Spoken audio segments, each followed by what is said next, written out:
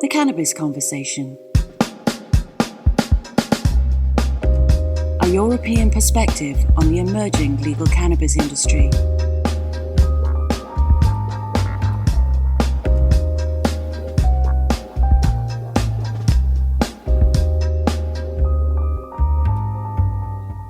Welcome to the Cannabis Conversation with Anuj Desai, where we explore the new legal cannabis industry by speaking to the professionals that are helping to shape it. On today's show, I have Maksym Kharkavyi, Nazarii Sovsun, and Bogdan Yetsen.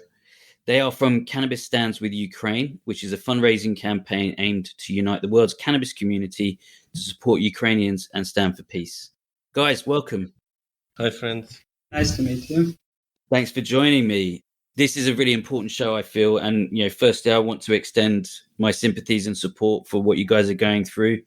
The whole world is pretty appalled by the actions of the Russian government. How are you guys doing at the moment? First of all, thank you for inviting us. It means a lot for us to be able to speak to the broader community. Well, it's been the third month of the war right now, so I could say we are okay, relatively speaking. It's quite safe in Kyiv, where we are right now.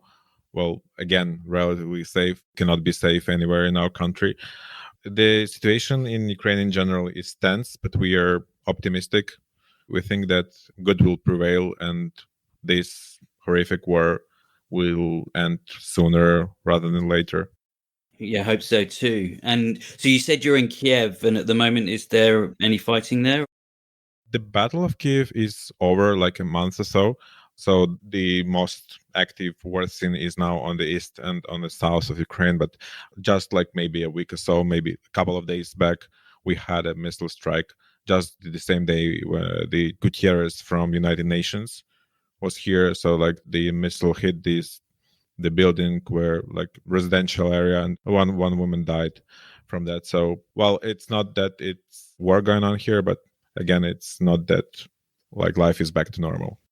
Yeah, I can't imagine what you guys are going through. And so, I just wish you guys keep safe and the situation kind of ends soon. But look, we're here to talk a bit more about sort of wider project that you're working on. And, I know that lots of people I speak to are obviously very concerned about what's going on over there. And it's great that we can kind of hopefully shed some light on the situation. So maybe we just talk a bit about your backgrounds, actually. What were you guys doing before you started this campaign? So we actually represent the Cannabis Freedom March movement, which is the biggest cannabis movement in Ukraine that is aiming to change the drug policy in Ukraine. And the Freedom March was launched in 2005. So we have a pretty much long background, and we have worked before 2013 to adopt the new strategy for drug policy in Ukraine. And it was adopted, but unfortunately it wasn't implemented yet in Ukraine. So after 2013 and after the Ukrainian Revolution, Maidan Revolution, and after the war has begun, we also started to work on the topic of medical cannabis in Ukraine. So we've started to gather the first stories of people who were taking cannabis as a medicine. Among them, there were cancer patients, some podagra patients, and also the veterans. So we also stressed on these questions because of the war that started in 2014. We have a huge amount of soldiers and also civilians from the East who are suffering actually with post-traumatic syndrome. So we tried to gather these voices and to make it public. So we've started to provide different campaigns for medical cannabis in Ukraine. And we've been pretty successful because actually we have already 3 registered projects of the law in our parliament, but unfortunately 2 of them were not passed. So we are waiting for a new law right now, and we've been working on it for the last years, actually. So we provided different media campaigns, also protests, and so on, everything that should be done to provide these changes. But then the war has started, and I don't know, maybe some of the guys should also just tell about how we were involved in this situation. Yeah, right after the war started, we had like an organization meeting where all members decided to fight against Russia in any means they can. Those who had like military experience, they joined the Ukrainian military, and some of them are on the front lines right now. The other ones, like me, myself, Maksym, and Anton, for example, we joined the territorial defense forces. This is like kind of like a civil militia, which is now a part of the military. And we've been actually living in the Kiev military administration, helping with managing projects, helping with a lot of things with the defense structure of Kiev, like helping with all the equipment we could find for some other military projects. And we also started helping the members of our organization with the protective equipment they needed. We started to seek money and to find those protective equipment like vests, thermal vision, and helmets. Yeah. And we also helped with some 2 or 3 now pickup vehicles being taken from European countries to the front line to support our members there. So we've been kind of engaged in all of this. Yeah, that's great. Thank you. If I may add just like to maybe a bit of context.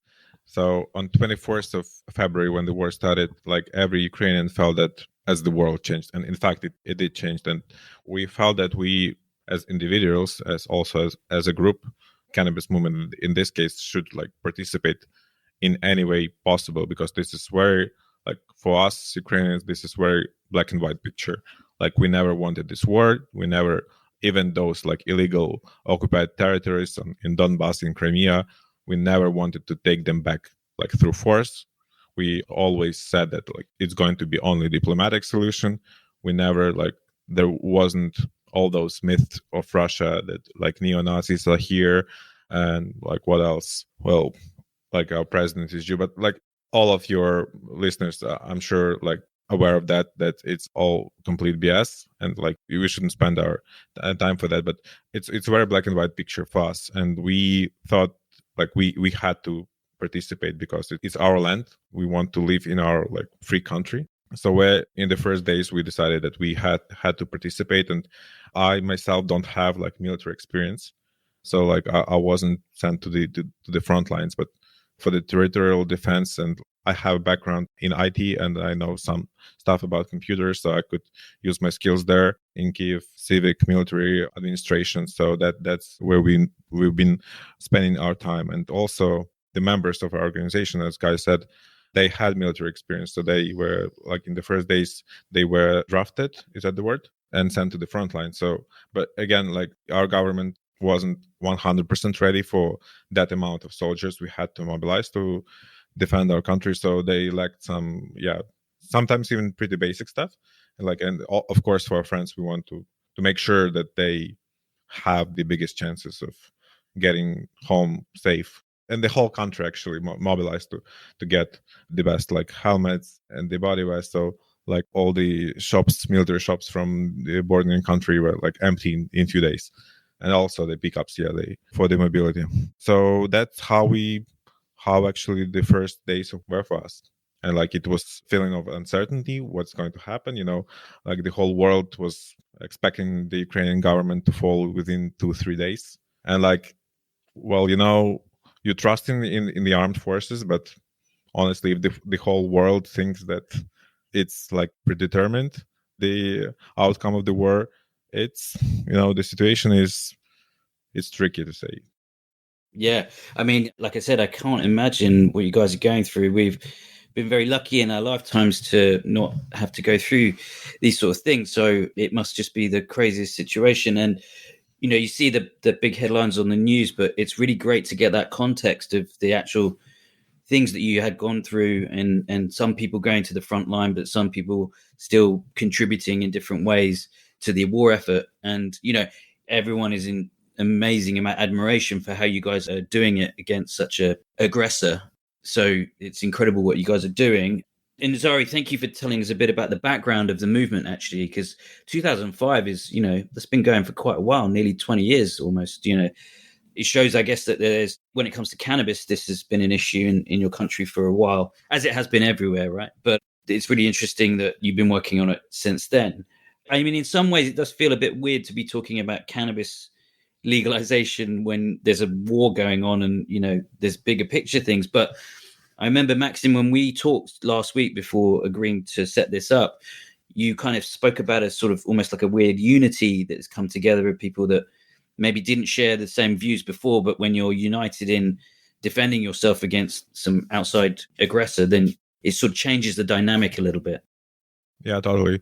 Well, the sense of unity is tremendous. Like I couldn't think of another time when like people from Ukraine, even from like different sides of political spectrum, were like so united. So people from the left side, from the right side, they all were. It wasn't like important for any longer at this time. So, and even if we take how the parliament works right now, so we have this coalition, but and opposition also, because we're like democracy, but they have this internal agreement for now. During the war, they vote for the majority of the laws are passed with not bipartisan but multi-partisan support. So like they agree beforehand that, well, the country needs this law to pass because of the aggression situation, and that will improve our defense system. So that's like the consensus is there. So that's just like one example of how consolidated our nation is right now. Also, I would like to add about this kind of unity, because from the first days of war, there was a great feeling actually that there is no things that are impossible to be done. So if someone needs anything on the front line, he used to get it in the first days, although it was very, very difficult. So people bought some kind of armor in the West Europe, for example, and it went straight to the front line in, I don't know, 2 days or something like this.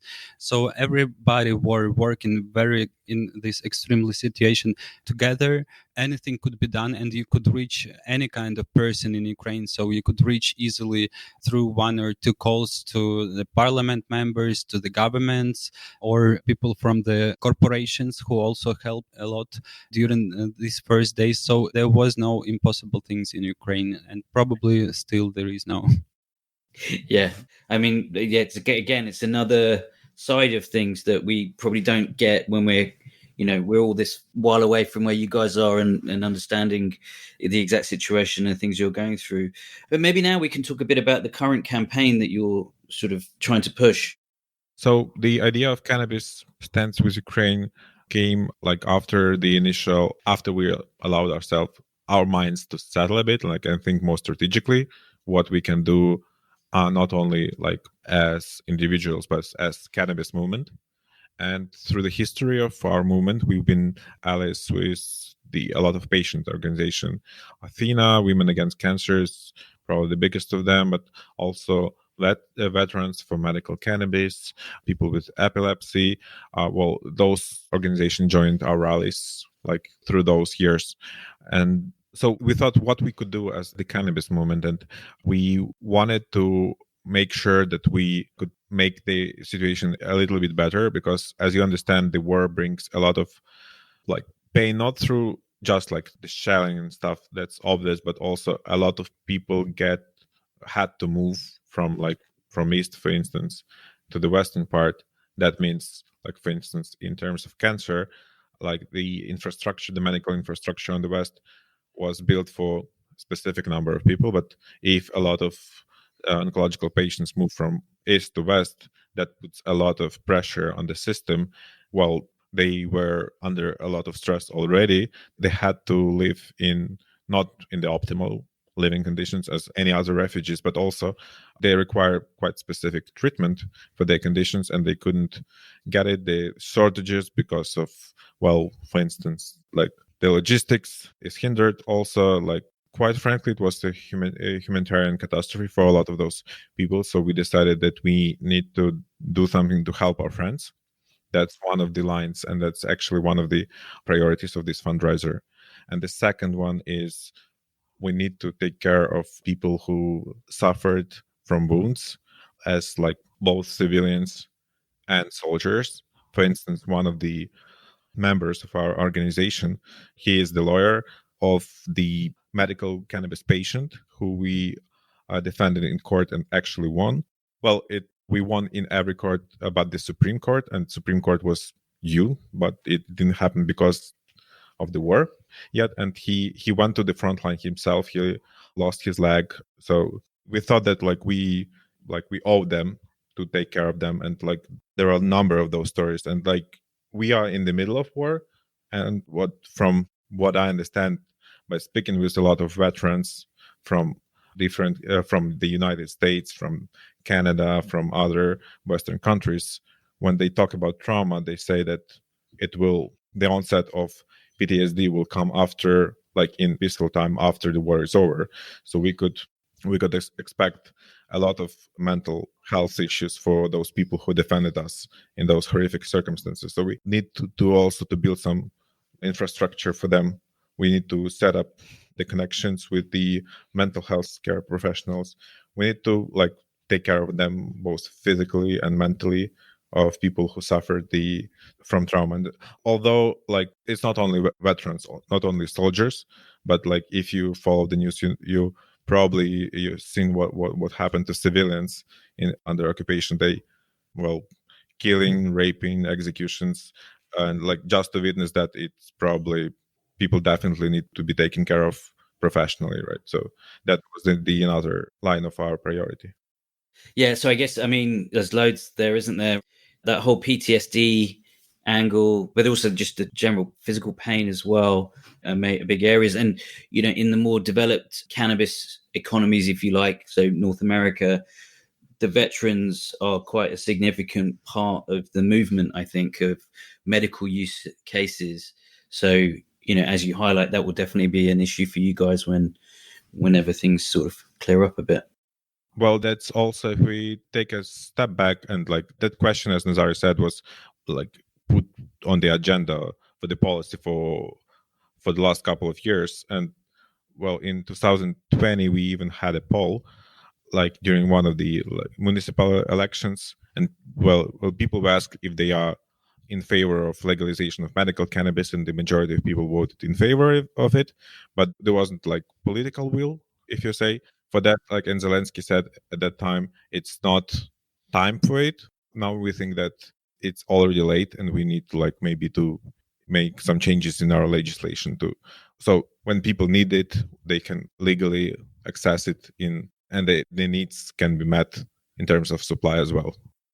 Thank you for that. Yeah, that kind of takes us on quite nicely to sort of maybe discuss what the general legal status was of cannabis pre-war. And maybe we can just talk about medical cannabis and CBD.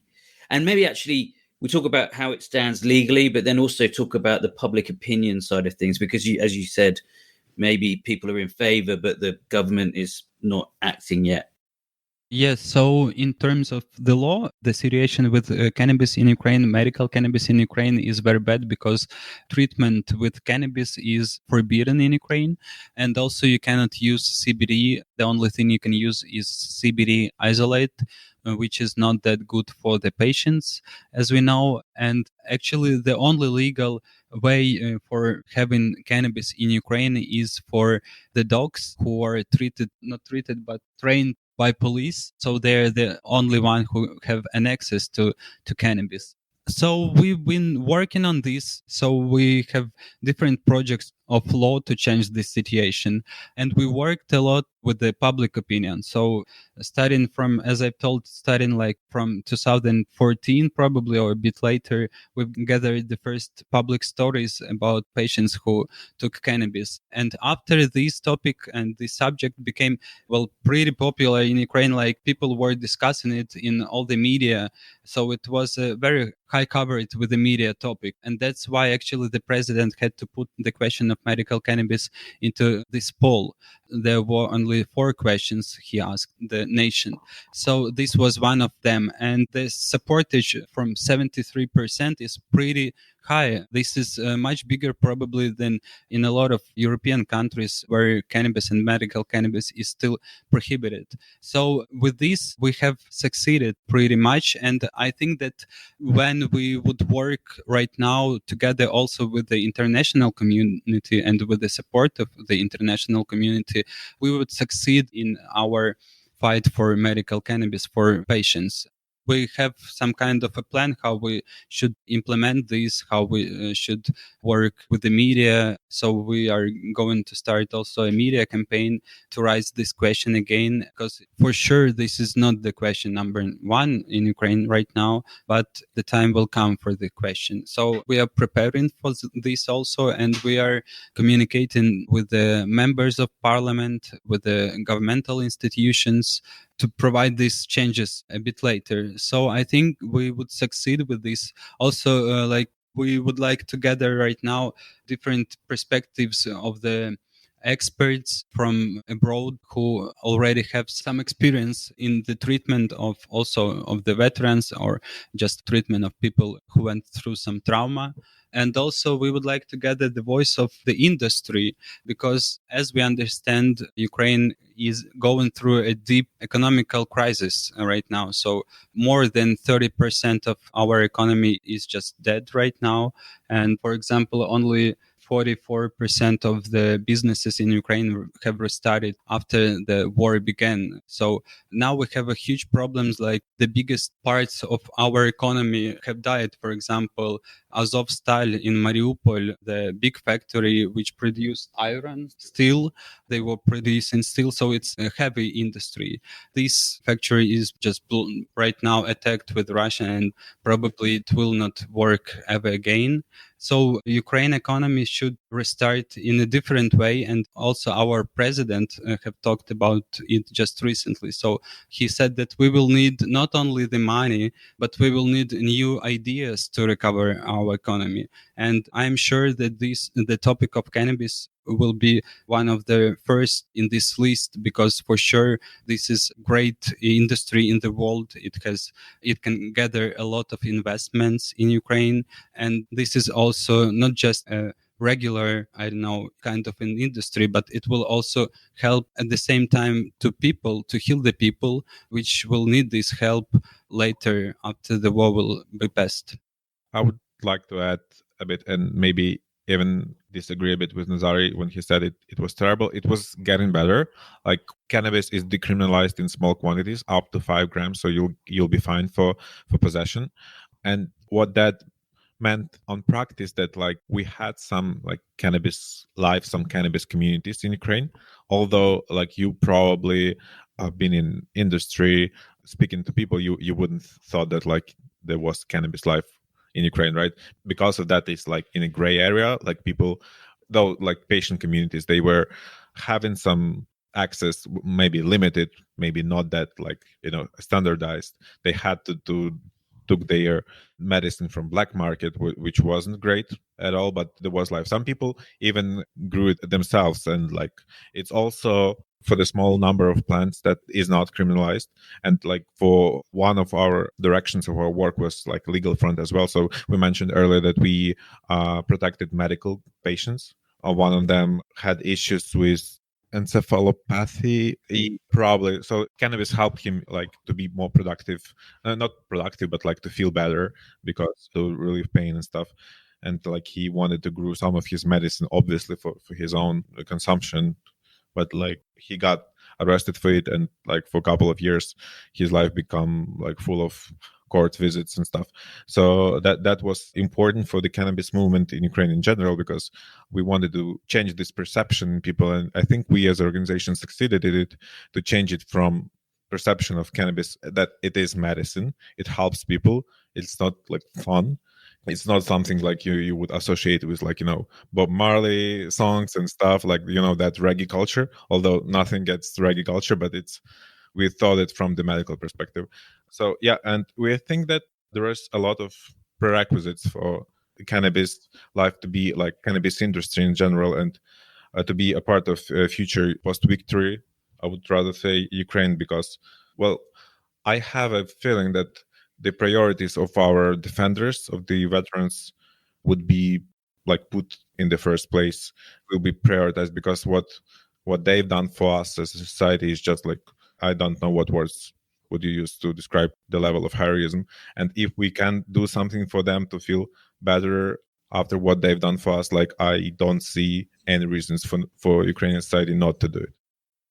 Yeah, no, absolutely. I mean, huge amounts of bravery, and thank you for giving us that rundown on Ukraine. But I reckon, most people probably won't know much about what the situation in terms of cannabis is in Ukraine. So yeah, again, just a really interesting angle of how that is interplaying with war and the after effects of war from both an economic perspective, but the medical need as well. So as we come to the end, how can people get in touch with you, or how can they contribute to your cause?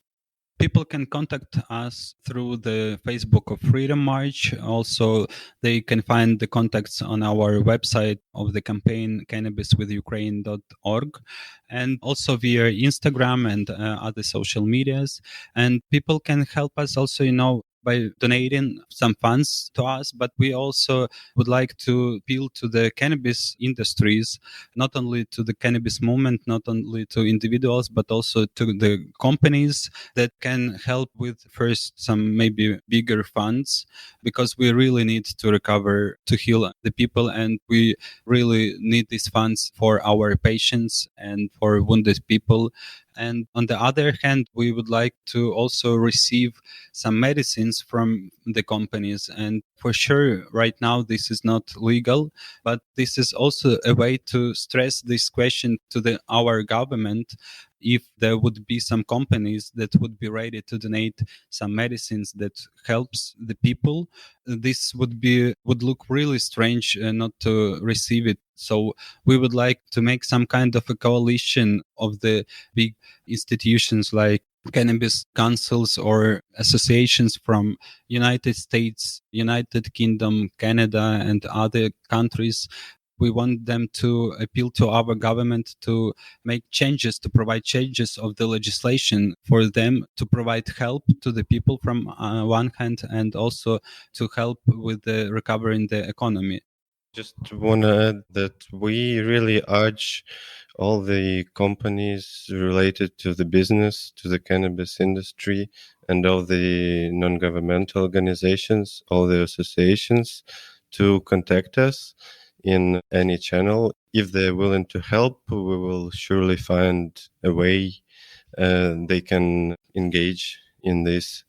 And also, for now, our priority is we really need financial support to exist and to help our patients with their needs, because there are a lot of them. But also our priority is veterans and all the people who fought, who served the military and who are now doing it. So we're working on it right now. We are thinking of rehab programs with collaborating with veteran organization or dispensaries from the USA, from the Northern America, from Canada, from other countries. So we also urge those organizations to contact us if they're willing to help. We would be really grateful for that. Yeah, no, absolutely. I'm going to try and help in any small way I can. So I'll be providing details of all of the links in our post when we put the show out in the next week or two. And, thank you again, guys, for joining me today and sort of giving us such a kind of honest and refreshing kind of insight into what you guys are going through. And I wish you all the best, and I hope the situation resolves itself as soon as possible. Thank you so much. Happy to be here. Thank you, guys. Thank you very much. Thanks for attention. No, pleasure. Yeah, it was an honor to be on the podcast. Thank you. Cheers. Thanks for listening. Hope you enjoyed the show. If you did, please subscribe, rate, review, and share the podcast. It will help me spread the good word on how this amazing industry is developing. I work with various cannabis startups to help them get funded and grow. I also work with corporates and international cannabis companies to help them understand and navigate the European cannabis sector. We're working with some great clients across the cannabis value chain, and we'd love to help you too. Please visit www.canverse.global to get in touch.